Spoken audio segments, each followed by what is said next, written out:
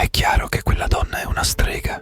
Dobbiamo fare qualcosa per porre fine a queste sciagure. Non è una strega, ma è la vedova nera. Bentornati amici arcani. Allora, dopo aver viaggiato nello spazio in un viaggio sensazionale verso Proxima Centauri B, se ve lo siete perso, mi raccomando, qua c'è il link in descrizione, andate a riguardarlo perché merita veramente. Oggi vi porto in Casentino, nella mia Toscana, a scoprire un'altra leggenda che aleggia tra le mura di un castello bellissimo, tra l'altro, che è il castello di Poppi.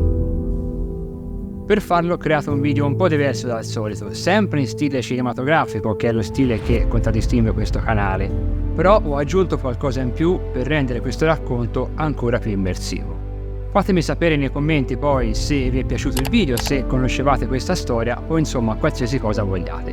Vi aspetto nei commenti e buona visione.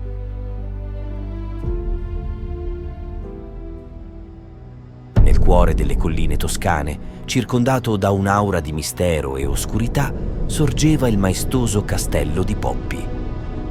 Governato dal conte Guido, uomo temuto e rispettato, il castello custodiva segreti antichi e leggende oscure. Matelda, giovane e bellissima moglie del conte Guido, era prigioniera di un matrimonio infelice.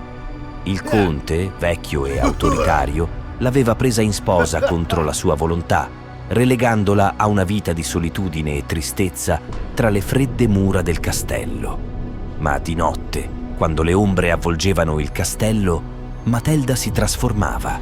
Era una creatura di desiderio e vendetta, determinata a punire gli uomini che osavano avvicinarsi a lei dopo averli usati per soddisfare la sua lussuria.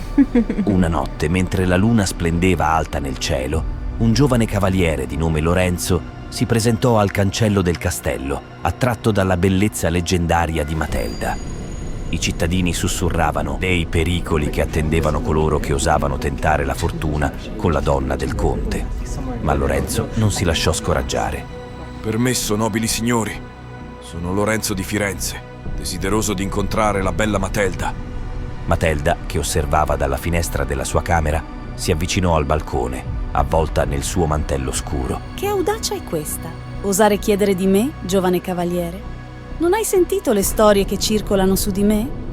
Siete voi la signora del castello? Chiese l'uomo con un tono rispettoso, ma ardente di desiderio. Matelda annuì appena, guardando il giovane con una mescolanza di desiderio e rancore. Sì, sono io. E cosa vi spinge ad avventurarvi in queste stanze proibite? L'uomo sorrise, un sorriso audace e affascinante. Il desiderio di scoprire il mistero che avvolge il vostro essere, di sfidare il destino e di assaporare la passione che arde nel vostro cuore. Matelda sentì il suo cuore battere più forte nel petto. L'emozione e il risentimento si intrecciavano in un turbinio di emozioni. Se siete così audace da voler scoprire il mio segreto, allora seguite il mio passo. Senza una parola, Matelda condusse il giovane pretendente attraverso i corridoi bui del castello, fino a una stanza segreta nascosta dietro un muro di pietra. E ora, giovane cavaliere, è giunto il momento di mostrarti ciò che il castello di Poppi riserva ai suoi ospiti. Lì, tra le ombre, si svolse un gioco pericoloso, una danza tra la lussuria e la morte. Lorenzo non sapeva che non sarebbe uscito vivo dal castello quella notte. Nel frattempo, nel villaggio ai piedi del castello, i cittadini discutevano animatamente della recente scomparsa di numerosi giovani coraggiosi che avevano osato avvicinarsi al castello. Hai sentito? Un altro giovane è sparito nel nulla dopo aver cercato di conquistare il cuore di Matelda. È chiaro che quella donna è una strega. Dobbiamo fare qualcosa per porre fine a queste sciagure. Ma come possiamo fermarla? Il conte Guido non ci ascolta e il castello è inespugnabile.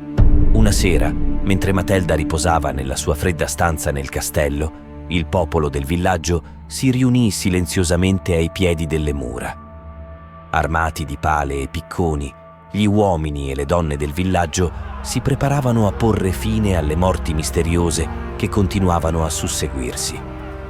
Ormai per loro erano diventate una certezza. Matelda era la carnefice e andava fermata.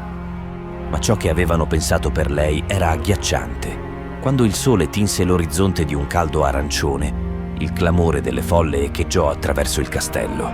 Le guardie del conte Guido si precipitarono verso la stanza segreta, solo per trovarla vuota, il letto disfatto e le finestre spalancate come una bocca urlante nel buio.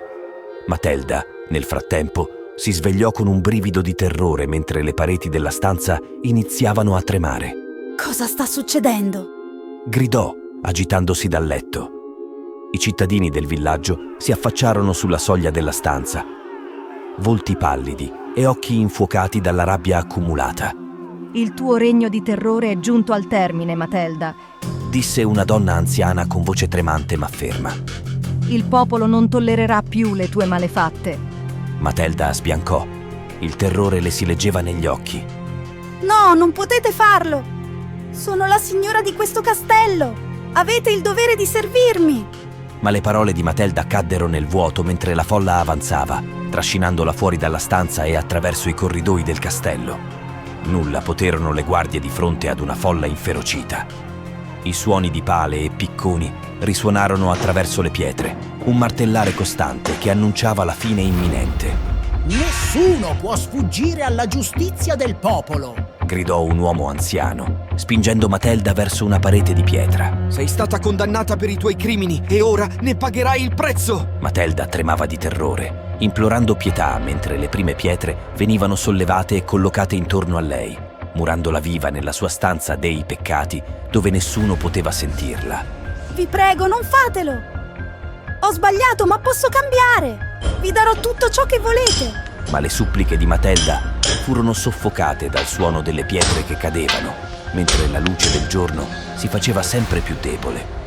Intanto un temporale minaccioso riecheggiava da lontano, come se fosse un segno di sventura o l'anima di Matelda che si stava arrabbiando. Il popolo del villaggio si ritirò lentamente, lasciando il castello di Poppi con il suo oscuro segreto sigillato per sempre tra le sue mura. E così Matelda fu lasciata sola, condannata a vagare tra le ombre per l'eternità. Ancora oggi si dice che lo spirito di Matelda vaghi nella notte, tra le mura del castello in cerca di vendetta,